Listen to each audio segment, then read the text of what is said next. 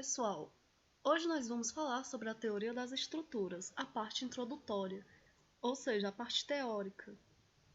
Em futuras aulas, nós vamos apresentar aqui alguns vídeos no canal sobre resolução de exercícios, de isostática, hiperestática e resistência dos materiais, que são algumas das questões que muitos alunos têm dificuldades ou até mesmo precisam reforçar um pouco na hora de aprender, seja na faculdade ou para fazer até mesmo depois que a pessoa se formar ou tentar revisar alguma coisa. Então, primeiramente, vamos relembrar o que são estruturas.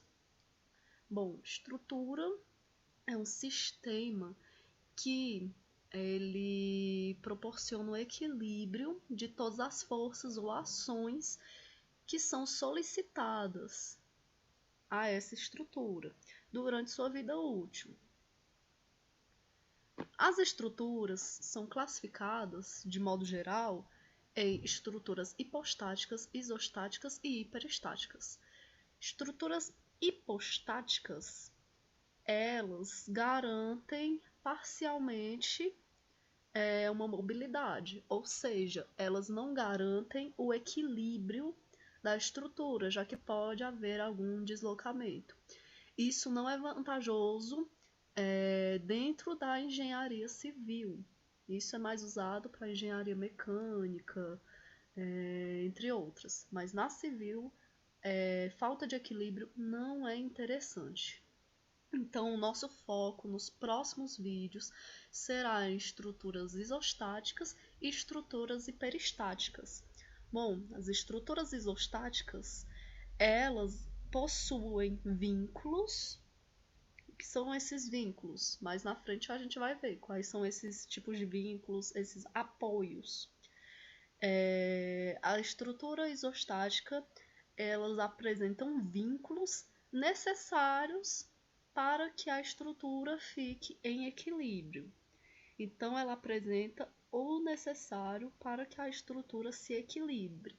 Então, a isostática já apresenta uma solução mais vantajosa dentro da engenharia civil. As estruturas hiperestáticas, que é o que mais a gente vê em construções civis, elas possuem mais do que o necessário para que seja garantido o equilíbrio.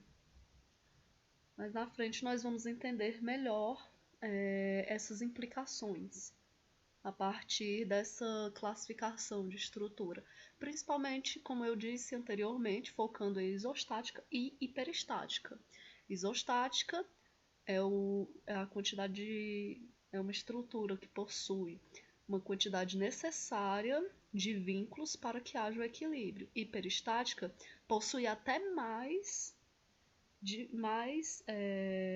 dessa quantidade de vínculos para que haja o equilíbrio.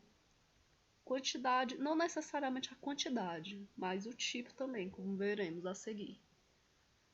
Bom, o que seriam essas ações que são solicitadas pelas estruturas? As ações, popularmente falando de modo mais simples, simplificado, as ações seriam forças que carregam a estrutura. São forças que a estrutura deve suportar. Então, existem dois tipos de carregamentos principais, que são as ações ativas e as ações reativas. Por exemplo, uma parede de tijolos vai causar uma ação ativa, vai causar um carregamento em uma viga. E essa viga vai ter vão ter reações reativas nos apoios.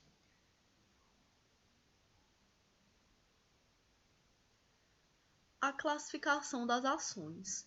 Bom, essas ações são geradas de diversas formas.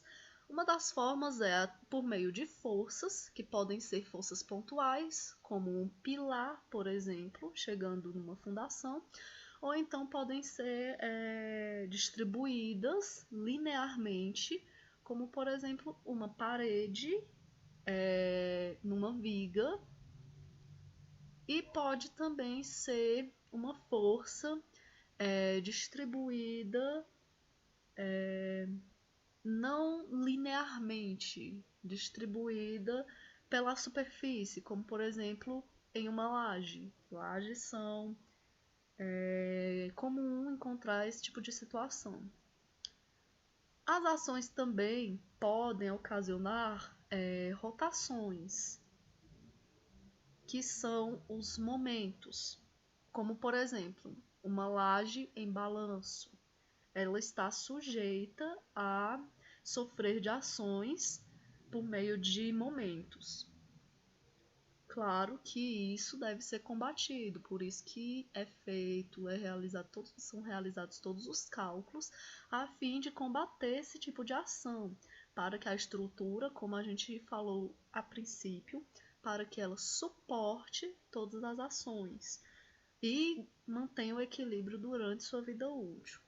Bem, essas ações elas podem ser classificadas de modo direto ou de modo indireto.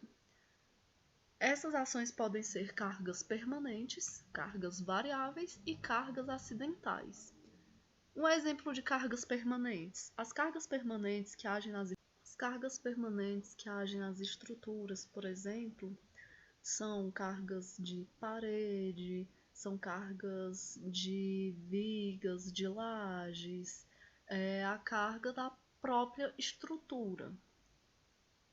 Já as cargas variáveis são as cargas dos ventos, por exemplo, já que vai mudar de velocidade, de direção, então por isso que são chamados de variáveis.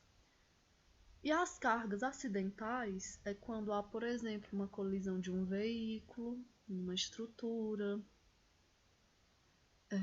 ou então alguma explosão, algo do tipo, que também é considerado no cálculo.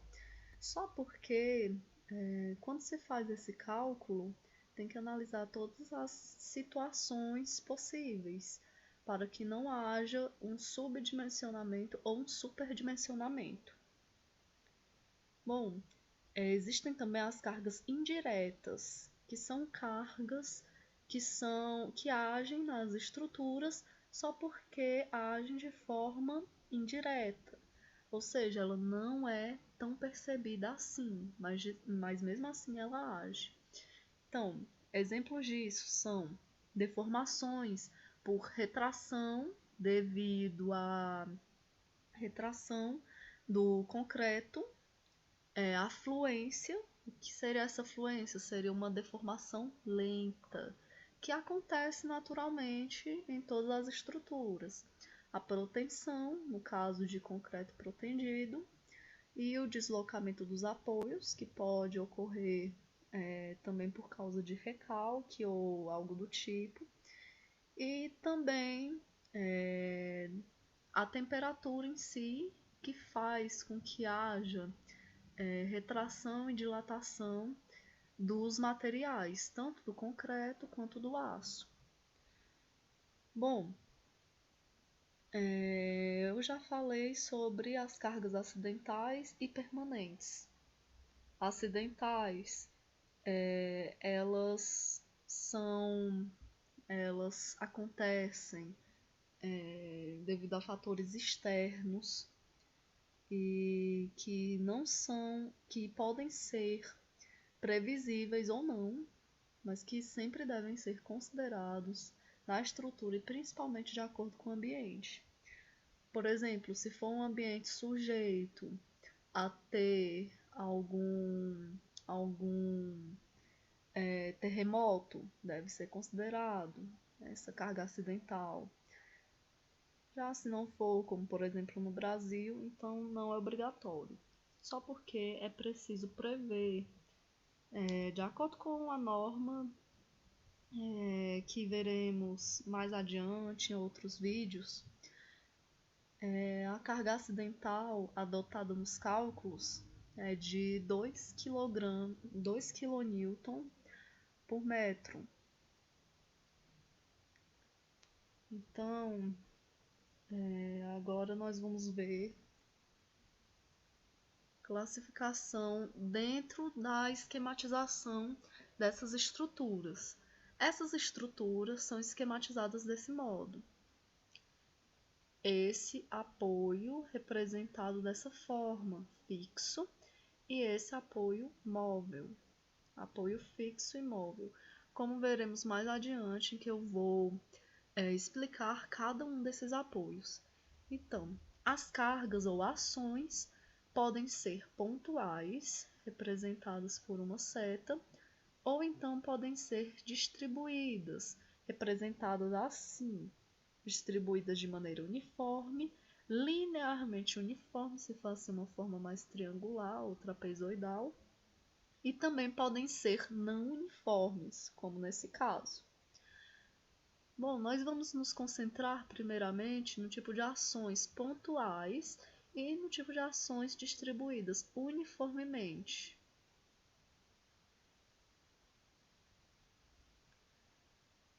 Então, aqui estão a classificação de algumas dessas ações que agem na estrutura e provocam alguma tensão que pode deformar a estrutura, que serão vistos principalmente nos vídeos de resolução de questões de resistência dos materiais.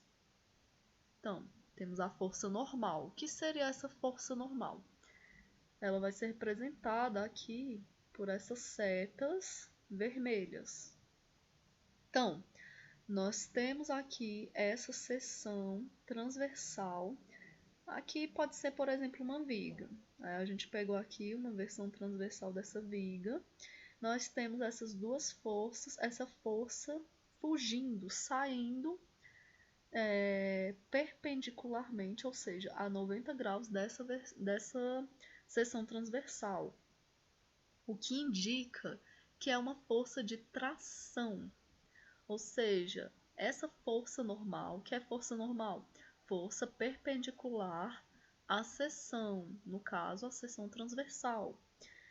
Ela é uma força de tração, porque ela está saindo, ou seja, como se estivesse puxando dos dois lados e gerando uma força, uma tensão normal de tração nessa área destacada. Já a compressão é o contrário da tração, também é uma força tida como normal, porque ela é perpendicular a essa seção transversal, só que essa força, ela vai de encontro uma com a outra. Ela comprime a estrutura. Enquanto uma traciona, ou seja, estica, tem a tendência de esticar a estrutura, a outra tem a tendência de comprimir. Para isso, as estruturas, toda estrutura tem uma certa tensão suportável de tração e de compressão. No caso, por exemplo, do concreto é bom para combater a compressão. No entanto, ele é muito frágil quando em se tratando de combater a tração. Já o aço, ele é bom para combater a tração, por isso que é usado o concreto armado, porque enquanto o concreto comum ele é bom para combater compressão, o aço é bom para combater a tração. Juntando os dois, nós temos a dupla perfeita. Então, força cortante. Essas fórmulas eu botei aqui mesmo só para questão de visualização, porque nós teremos aulas sobre cada uma dessas ações, dessas forças e dessas tensões que são causadas por essas forças. Então, em relação à cortante, aqui nós temos a mesma seção transversal da figura anterior. Aqui a representação pode ser uma viga, por exemplo, Aqui essa seção transversal. E aqui forças, né, representadas por essas setas vermelhas. Forças que são tangentes, elas estão tangenciando, ou seja, estão no mesmo sentido, estão tocando essa seção transversal. E isso indica que essas forças, elas, como o próprio nome diz, elas podem cortar o objeto, e é esse tipo de deformação que elas causam nas estruturas. Aqui é um ensaio de compressão que foram gerados ações ou forças internas de cisalhamento. Essa força cortante também pode ser chamada de força cisalhante. Geralmente, ela causa essas deformações de 45 graus. Já o momento fletor, ele pode gerar, ele agindo aqui, ele pode gerar esse tipo de situação, que é chamado de flexão. O que é essa flexão? O momento fletor, o próprio nome fletor já lembra flexão. Então, aqui, por exemplo, nós temos uma viga no ensaio de flexão, para saber da sua resistência à flexão, em que essa parte superior ela é comprimida e a parte de baixo é tracionada. Aqui, a parte superior fica comprimida, totalmente comprimida, e a parte inferior tracionada. Veremos também outros vídeos na aplicação dessa fórmula e dos conceitos da flexão. Temos também o momento torsor, que ocorre quando dois momentos contrários agem ao longo da estrutura. Então, um momento tende a rotacionar de um lado, o outro tende a rotacionar do outro. Isso geralmente ocorre quando a estrutura ela é mal solicitada ou mal dimensionada. Então, esse momento torsor pode causar esse tipo de deformação, em que esse torsor é conhecido até mesmo como fica torcido, o objeto fica contorcido, fica deformado. Então, nós temos três tipos principais de apoio. Aqui estão as simbologias, os graus de liberdade e os tipos de reações que eles combatem. Bom, temos o apoio móvel, o apoio fixo e o apoio de engaste. O apoio móvel é aquele que combate apenas reações verticais. Ou seja, esse apoio que é móvel, ele pode se mover horizontalmente e também pode rotacionar. Ele só não pode se mover de forma vertical, porque ele combate esse tipo de reação vertical. Já o apoio fixo, ele combate tanto a reação vertical como também a reação horizontal. Só porque ele não combate a rotação. O apoio engastado, que é o engaste, vou voltar aqui. O apoio engastado, ele combate tanto as reações verticais, horizontais, como também os momentos. Ou seja, as rotações.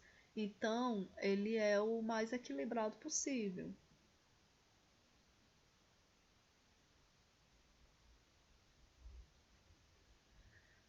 Como se chega a uma situação de equilíbrio? Como vimos no início do vídeo, a função de toda estrutura é equilibrar todas as forças que agem nela. Então, como se chega nessa situação de equilíbrio. Essa situação de equilíbrio, a gente chega nela quando o somatório das forças horizontais, o somatório das forças verticais e o somatório de todos os momentos que agem sobre a estrutura é zero.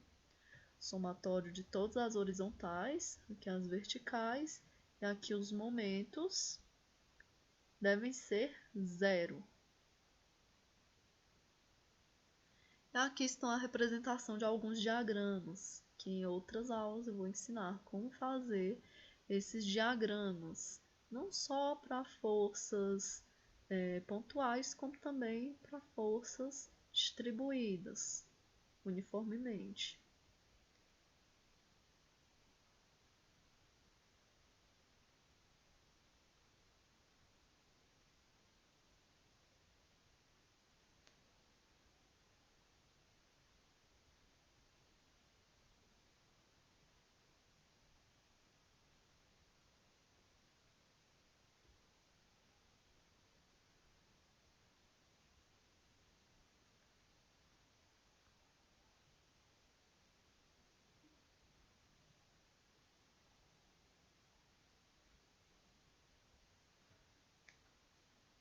Então, pessoal, não se esqueçam de dar o like e se inscrever no canal para que eu possa fazer outros vídeos, para que a gente possa aprender mais e principalmente auxiliar vocês que estão no começo do curso de Engenharia Civil e querem aprender, ou então até mesmo aqueles que só querem revisar, querem dicas rápidas, querem aprender melhor sobre esses assuntos que geralmente são de difícil absorção pelos alunos. Então, aqui no canal nós vamos ter futuramente vídeos, geralmente vídeos rápidos, em que a gente vai praticar algumas questões, alguns temas. Eu também vou fazer uma série de temas vou criar um quadro sobre questão de patologia nas estruturas, que é muito interessante, um tema muito interessante a ser abordado. E também nós vamos ter tutoriais de AutoCAD, de F2, que são coisas básicas para todo profissional de engenharia e para todo estudante de engenharia. Então, esse canal vai ser focado nisso.